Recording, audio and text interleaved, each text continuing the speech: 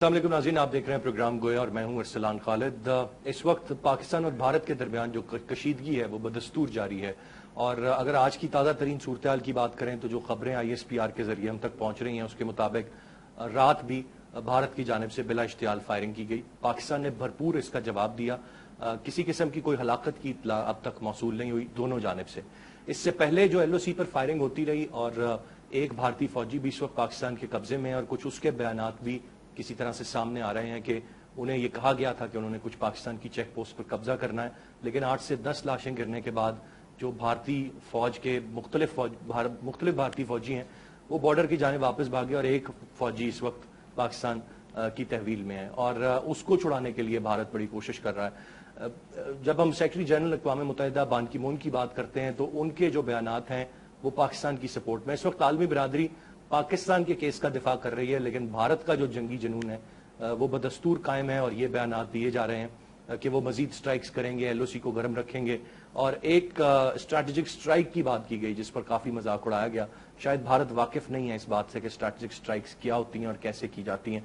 उसका नुकसान भी अल्टीमेटली भारत को खुद हुआ है। लेकिन जहां पर बात की जाती है कि किस तरह का दिफा पाकिस्तान का इस वक्त मौजूद है, किस हद तक पाकिस्तान दिफा कर सकता है और क्या भारत ये गलती करेगा कि वो किसी किस्म की जंग की सूरत पैदा करे। काफी हद तक कशीदगी तो पैदा कर दी है, लेकिन क्या अमली तौर पर जंग की सूरत हाल पैदा कर सकेगा, ये वो हम नुकते हैं जिन पर आज के प्रोग्राम में हम बात करेंगे। साथ साथ जो इस वक्त मुल्क का सियासी मंजरनामा है और साइमल्टेनियसली दोनों चीजें साथ साथ चल रही हैं। कल खान साहब का जो एक बहुत अहम मार्च था उसको भी काफी हद तक कहा जा रहा था कि शायद वो अपनी अहमियत उस हद तक खो चुका है जितनी होनी थी LOC के वाकयात के बाद।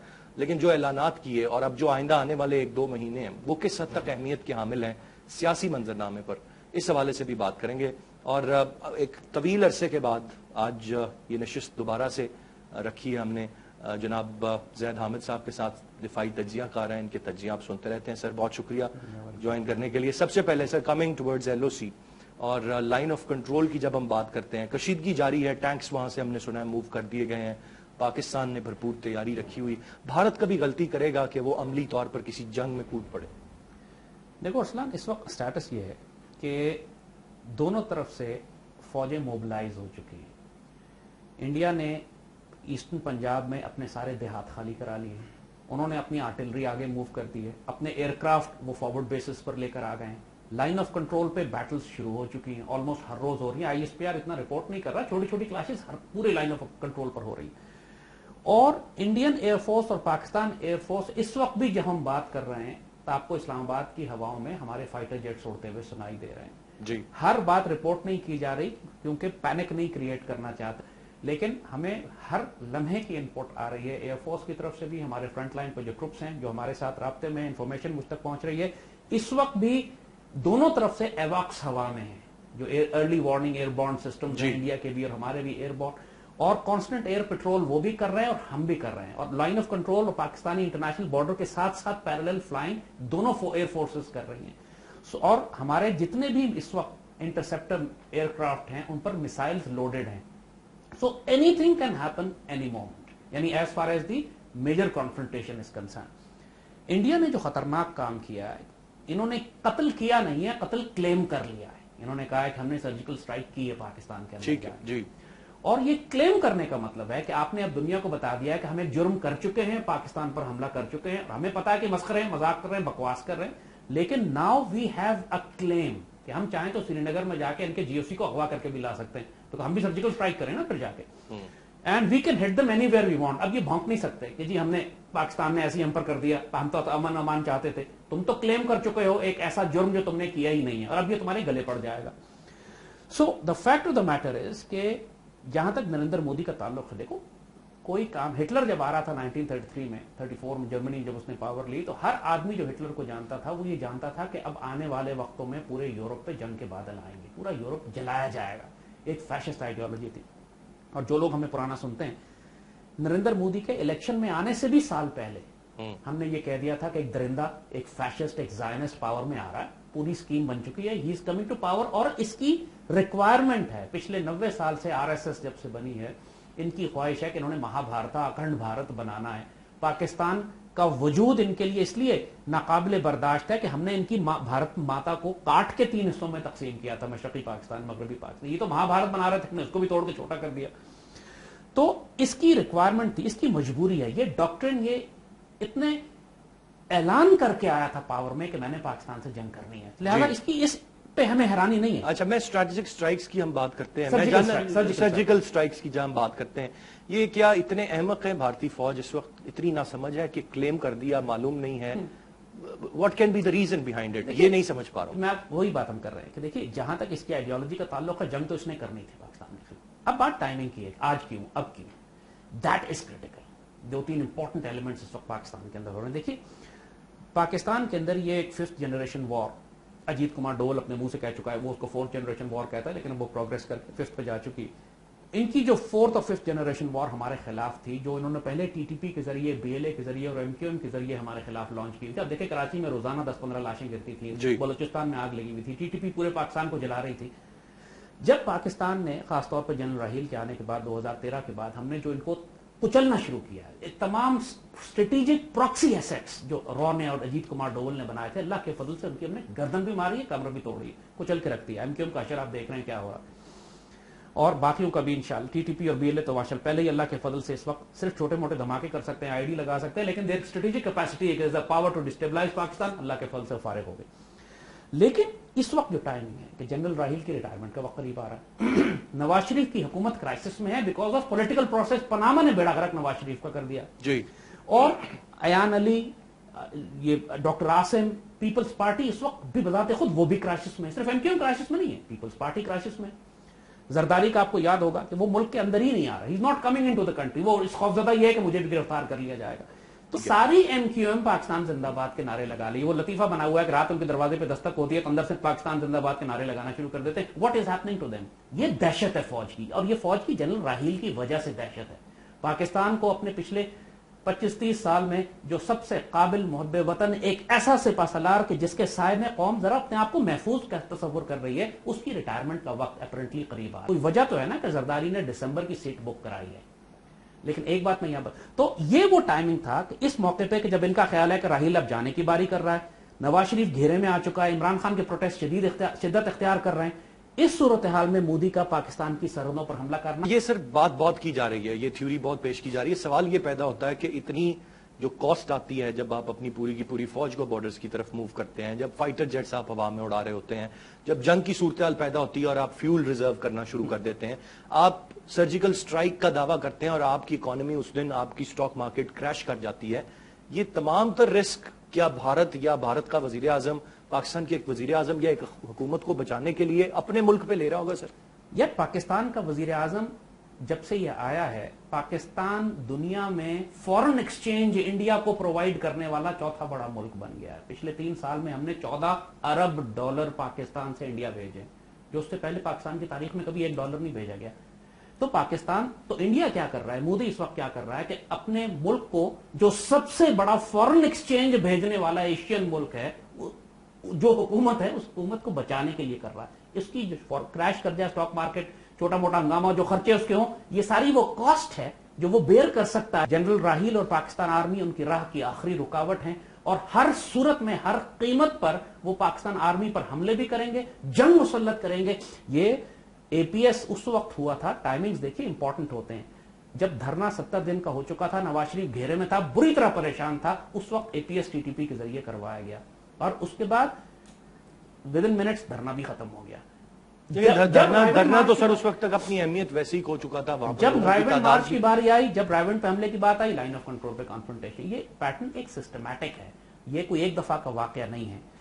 مجھے سر اس وقت دفاعی اعتبار سے میں جاننا چاہوں گا، کیونکہ لوگ، عام آدمی اس وقت سوال کر رہا ہے جب ٹیلی ویژن سکرینز پر دیکھتے ہیں کہ یہ کس حد تک معاملہ شدت اختیار کر گیا ہے، اور یہاں پر ہم دیکھتے ہیں کہ موٹر وے پر جس طرح فائٹر جیٹس اتارے جا رہے ہیں اور مشقیں ہو رہی ہیں، تو پاکستان کا دفاع کس حد تک مضبوط ہے اس وقت؟ بنیادی سوال یہ، اگر کوئی ایسی صورتحال، غیر معمولی صورتحال پیدا، جہاں تک کنونشنل وار کا تعلق ہے، انڈیا سے جنگ کا تعلق ہے، تو اللہ کے فضل سے ہم پاکستان اپنی تاریخ میں کبھی اتنے مضبوط نہیں تھے، اتنے بیٹل ہارڈنڈ، اتنے ویل ٹرینڈ، اتنے موٹیویٹڈ نہیں تھے جتنے آج ہیں.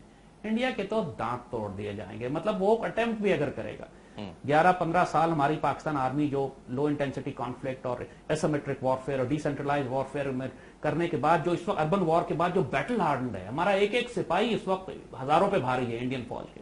इंडियन आर्मी का आपने देखा है कि 50,000 से ज्यादा पूरे कोर के लेवल की अफराद उन्होंने छुट्टियों की दरखास्तें दे दी हैं। अब जो वीडियो सामने आ रही है, इंडियन ऑफिसर्स चीख रहे हैं, चिल्ला रहे हैं, रो रहे हैं, लाशें पड़ी हुई हैं, हमें इवैक्यूएट करने वाला नहीं है, निकालने वाला, डिमोरलाइज्ड आर्मी जिसने जंग देखी नहीं।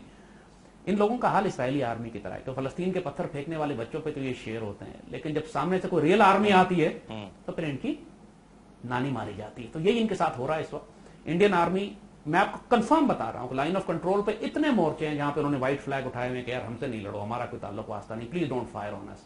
हमारे स्नाइपर्स बैठे हुए हैं, we are taking them out like wild boar, सुअर की तरह शिकार कर रहे हैं हम इनका। और हर बात रिपोर्ट नहीं हो रही है, लाशें उठाने नहीं आ रहे हैं, हो ये रहा है कि हम कुत्तों पर गोलियां मार रहे हैं कि कुत्ते आके इनकी लाशें ना खा जाएं, इतनी बेइज्जती इनकी हो रही है सारी। यानी इस वक्त इनका ये हाल है, इस वक्त लाइन ऑफ कंट्रोल पे इनका बहुत बुरा हाल है। सर, ये जो एक फौजी जो इस वक्त पाकिस्तान की तहवील में है, ये इसके बारे में इस वक्त भारत बड़े बयान दे रहा है, ये बात की जा रही है कि हम उसको पाकिस्तान से आजाद करवाएंगे, वापस लेके आएंगे। ये काबू किस तरह आया और अब क्या पाकिस्तान को इसके साथ क्या बर्ताव करना चाहिए, क्या इसके पीछे क्या हकीकत है? देखिए बात ये, जैसे हमने कहा ना आपसे कि जब इन्होंने रेड किए पहले हमारी पोस्टों के ऊपर, हमने फिर जवाबी रेड किया, हमने जवाबी अटैक किया है, और ये पोस्टें छोड़ छोड़ कर भागे।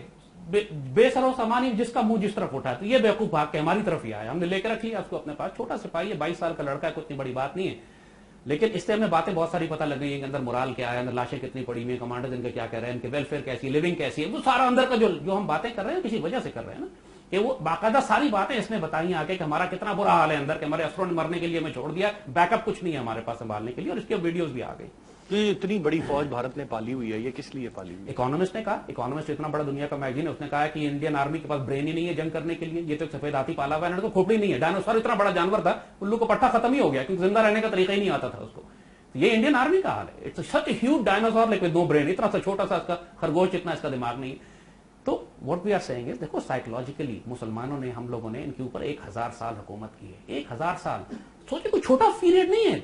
1000 साल हुकूमत करने का मतलब है कि ये भेड़ बकरी और दुबे से भी ज्यादा बेदरत है कि ये स्टैंडिंग ले सकते थे कभी पाकिस्तानी और मुसलमानों के सामने कि ये कहकर कि हम इसके मुकाबले पे कोई बगावत बर्पा करें।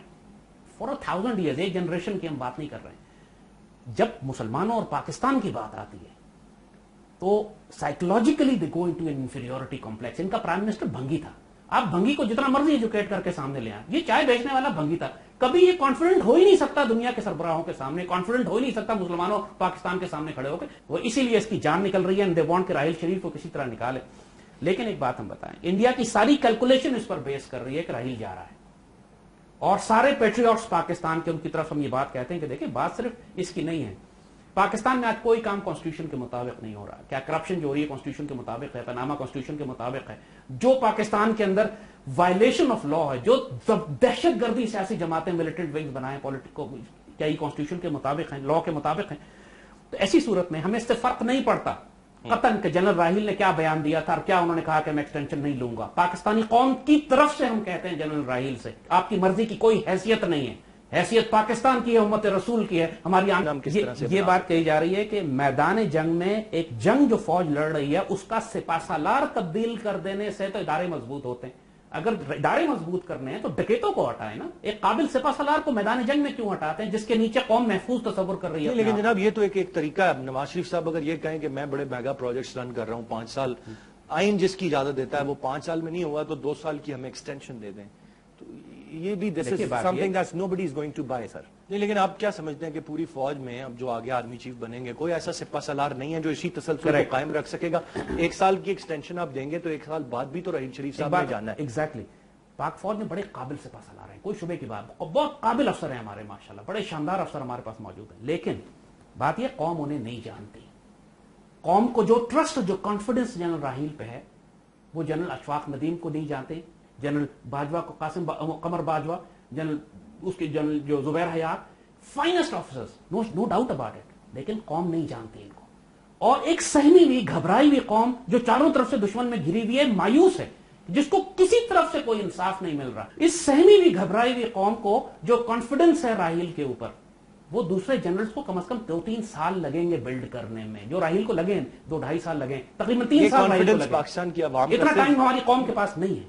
یہ کانفیڈنس پاکستان کی عوام کا صرف جنرل راحیل شریف صاحب پہ ہے یا پاکستانی افواج پہ بحیثیت دیکھیے ادارہ ہے؟ پاکستانی فوج کی یہی فوج تھی. پاک فوج اپنے قیادت کے اوپر اپنے سپہ سالار پر چلتی ہے, یاد رکھیے گا. پاک فوج ایک ادارہ ہے لیکن ادارے ہمیشہ سربراہ چلاتے ہیں, سپہ سالار جو بھی آتا ہے اپنی مرضی لے کر آتا ہے. بات یہ ہے کہ اس وقت جب آپ خود دیکھ رہے ہیں کہ جنگ سرحد پہ کھڑی ہے, بالکل کھڑی ہوئی ہے, مطلب actually we are fighting right now as we speak, جی, اور اندر جنگ ہو رہی ہے. اور پھر جنرل راحیل نے کیا کیا, دیکھیے شکایت جو مجھے جنرل راحیل سے, آپ نے بھیڑوں کے چھتوں کو چھیڑ دیا ہے, سانپوں کو سارے بلوں سے باہر نکال لیا, لیکن سانپوں کو ختم نہیں کیا. اور یہ سارے زہریلے سانپ اس وقت بکھرے ہوئے ہیں, سانپوں کے سر نہیں کچلے گئے. آپ ضرور جائیں, ظاہر آئی ایگری, لیکن واٹ آئی ایم سیئنگ از اگر قانون کو سختی سے نافذ کیا جائے تو یہ سارے مقدمات 1 مہینے میں فیصلہ ہو سکتا ہے. General Raheel should resolve these issues and then hand over the army to somebody else and go. ان مقدمات کو ختم کیے بغیر اگر یہ گئے, ملک کا بھی بیڑا غرق, اپنے آپ کو بھی رسوا کریں گے. میں صاف وارننگ دے رہا ہوں. 2004 میں جنرل مشرف کے ساتھ میں آمنے سامنے بیٹھا تھا جیسے آپ اور میں بیٹھے ہیں. 2004 میں when he was a military dictator جسے آپ کہتے ہیں, بڑا اسٹرانگ پریزیڈنٹ تھا, اس وقت ہم نے جنرل مشرف سے کہا تھا آپ کے خلاف مقدمے بنیں گے, سازشیں بن رہی ہیں, کچھ عرصے میں آپ کو ہٹانے کی تحریک چلے گی اور آپ آخر میں مقدمے ہوں گے. And he could not believe it. 2007 میں ان کو نکال دیا گیا, ایک سازش امریکن CIA ایک انڈیا کی سازش تھی, ان کو ہٹایا گیا وہاں سے, اور اس کے بعد جو ہوشر ہے وہ آپ کے سامنے ہے, ریسٹ از ہسٹری. اب یہی بات ہم آپ کو جنرل راحیل کے بارے میں بتا رہے ہیں. اس وقت پاکستان کا محافظ اللہ نے راحیل کو بنایا. یہ بہت زہریلے سانپ ہیں, ان کو چھوڑ دیا یہ بیڑا غرق کر دیں گے امت رسول کا بھی اور پاکستان کا بھی اور آپ کا بھی. جنرل راحیل کو ہم صاف کہہ رہے ہیں آپ نہیں جا سکتے جب تک کام ختم نہ کریں, سانپوں کو ختم کریں, امت کو محفوظ کریں, پھر جہاں مرضی جائیں. ایک بریک کی جانب بڑھنا ہے مجھے. ناظرین, گفتگو کا سلسلہ جاری ہے اور اس بریک سے جب ہم واپس آئیں گے مزید کچھ عام ایشوز ہیں جن پر بات کریں گے. جناب زید حامد صاحب ہمارے ساتھ موجود ہیں, ساتھ رہیے گا.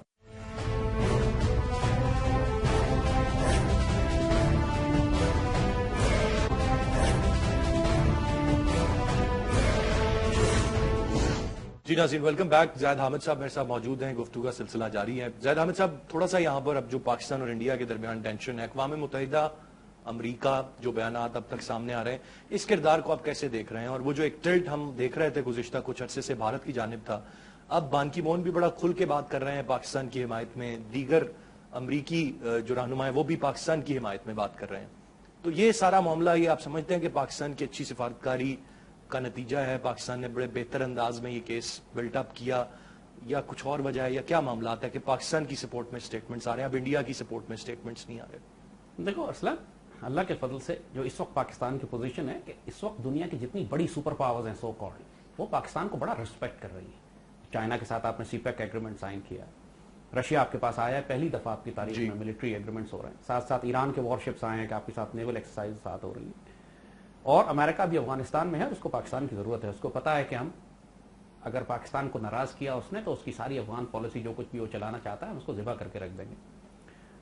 تو لہٰذا اس صورتحال, اور پھر جو کیس انڈیا بلڈ کر رہا ہے وہ اسٹرانگ نہیں ہے. اس نے دنیا کے آگے جو اس قسم کی خرافات بکی ہیں اس سو کالڈ سرجیکل اسٹرائک کی, اس کا کوئی ایویڈنس دنیا کے آگے, یہ اسی قسم کی سرجیکل اسٹرائک ہے جیسے اسامہ بن لادن پریزنٹ کر دیا امریکن نے, ایک بکواس تو کی لیکن دکھایا کچھ بھی نہیں, دیر از نو ایویڈنس کے, اور نو بڈی بلیوز کہ Osama bin Laden was in ایبٹاباد.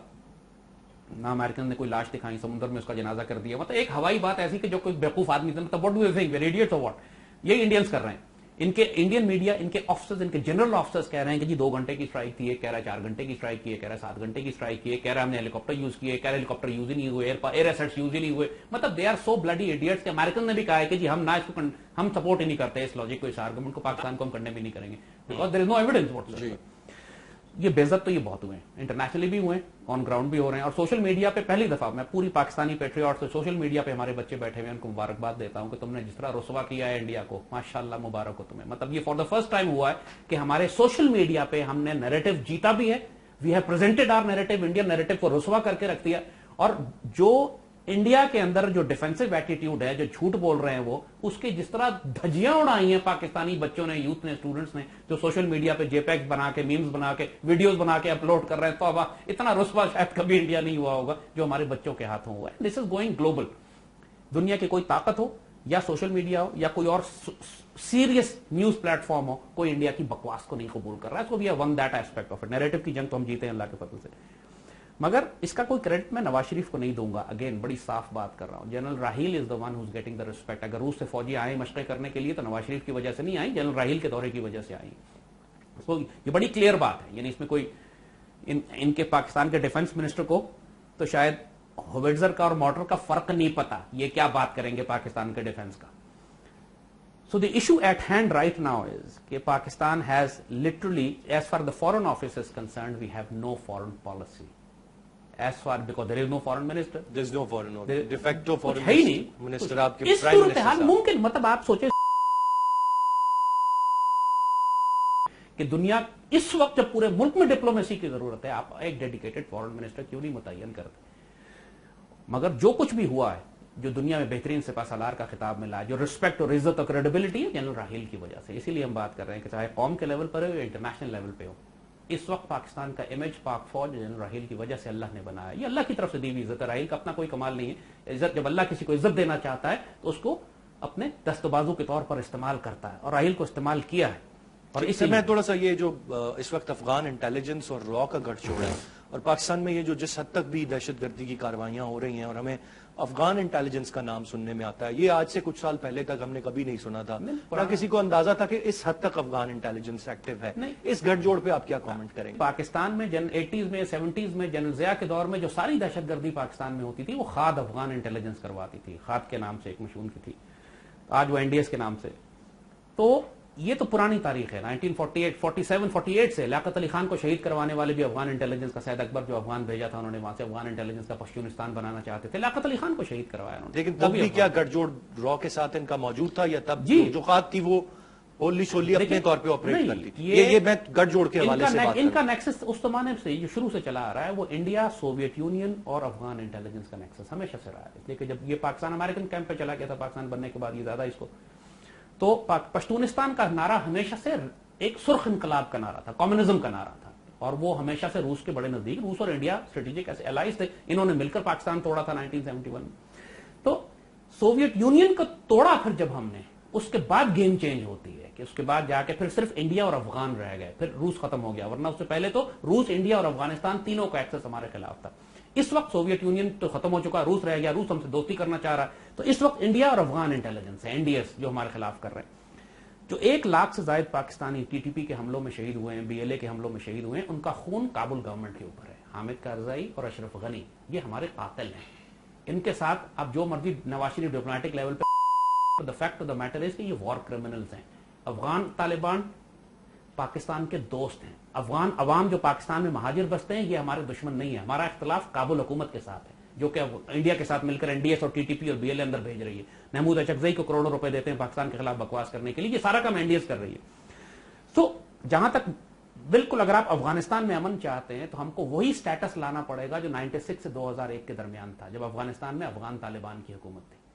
Afghan Taliban is the only all the problems that Pakistan is facing right now internally, हम ये काम सारा कर सकते हैं, और कर सकते हैं तो फिर आलमी बिरादरी पाकिस्तान को किस तरह देखेगी? अगर हमारी इतनी ओपन प्रेजेंस अफगानिस्तान में, क्या हम एपीएस के बच्चे ज़िबा करवाते रहे? क्या हम बाचा खान यूनिवर्सिटी वाले बच्चे ज़िबा करवाते रहे? मतलब ये सोचते रहे कि आलमी बिरादरी क्या कहेगी, क्या हम अफगानिस्तान जा सकते हैं, नहीं जा सकते? बात यह है कि सांप समुद्र सरहद के पार बैठे हुए हैं। India, Ajit Kumar Doval, TTP ISIS को तैयार कर रहा है सरहद पर। हमें नजर आ रहा है कि सामने बेस कैंप से उनके, हम सिर्फ इंतजार कर रहे हैं कि वो आए, हमारे बच्चे ज़िबा करें, फिर हम जाकर उन 2 दहशतगर्दों को मार देंगे कि जो हमारे बच्चे ज़िबा करने एपीएस में घुसे थे। Shall we keep doing it like this? दुनिया में कोई फौज ऐसे नहीं करती, कोई हुकूमत ऐसे नहीं करती। टर्की दाखिल हो गया सीरिया में, टर्की दाखिल हो गया इराक में, उसने बफर बना दिया पूरा वहां पर, एक कि आईसिस की मजाल नहीं, अपने बॉर्डर से 20 मील पीछे धकेल दिया आईसिस को। अब टर्की महफूज हो गया साउथ, वरना पूरा सदर्न रीजन के अंदर रोज आईसिस जाके धमाके कर रही थी। This is what you have to do.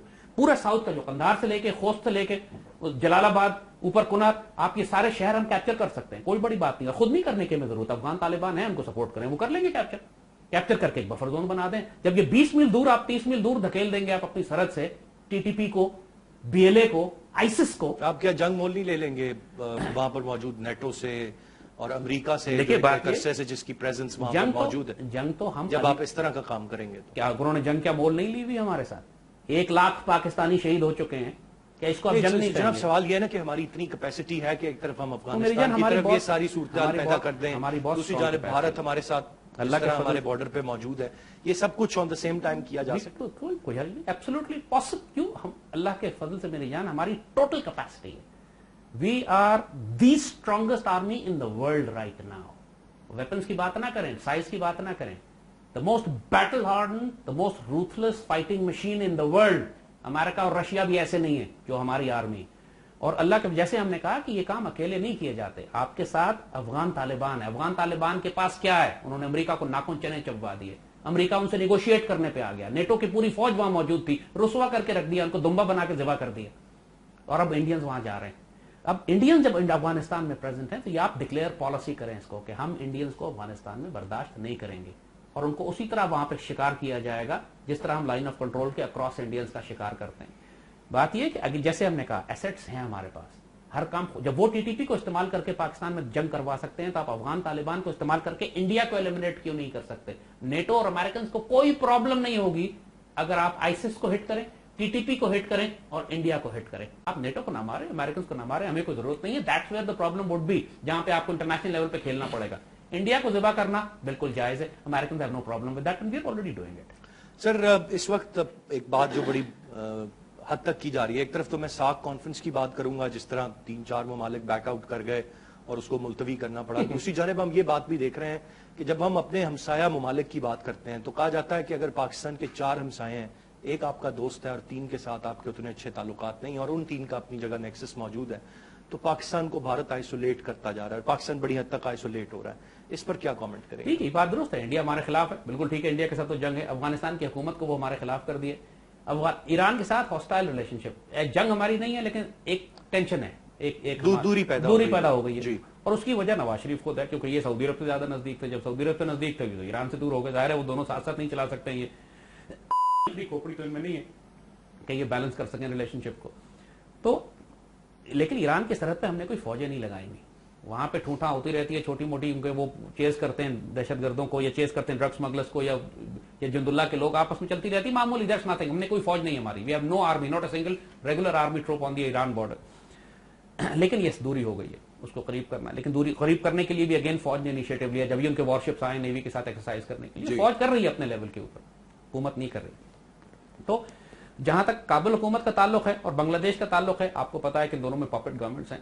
جو بنگلہ دیش کی عوام, بنگلہ دیش ہمارے لیے امپورٹنٹ بھی نہیں ہے, سچی بات ہے. وہ جو مرضی کرتے رہے, لڑے ہم سے, گالیاں دیں, ہمیں کوئی فرق نہیں پڑتا. ہم ان کی گالیوں کی رینج سے بھی باہر ہیں, ان کی پالیسی اسٹریٹجی کی رینج سے بھی باہر ہیں. اتنی بڑی سپر پاور ہے کہ ہمیں فرق ہی کوئی نہیں پڑتا ان سے. جہاں تک رہ گیا افغانستان کا, تو افغانستان کے ساتھ ہماری جنگ پچھلے جب سے یہ کمیونسٹ حکومت آئی, جیسے کہا کہ سوائے وہ افغان طالبان کے پیریڈ کے, ہم ان کے ساتھ حالت جنگ میں 1979 سے ہیں, جب سوویت یونین جب داخل ہوا تھا. ریفیوجیز ابھی تک ہیں, مہاجر یہاں پہ use to that thing. That's nothing new in it. لیکن نیو فیکٹر جو صرف ایڈ ہو رہا ہے کہ اب انڈین براہ راست اپنی پریزنس وہاں رکھے ہوئے, باقاعدہ وہ آئیسس کو تیار کر رہے ہیں, ٹی ٹی پی کو بنا کے بھیج رہے ہیں. And now as a matter of policy ہمیں افغانستان میں کلین اپ آپریشنز کرنے ہیں. سپورٹ کرنے کی ضرورت ہے. افغان طالبان کر لیں گے یہ کام, حقانی افغان طالبان, ان کو پھر ہم سیریسلی ڈپلوائے کریں انڈیا کے خلاف.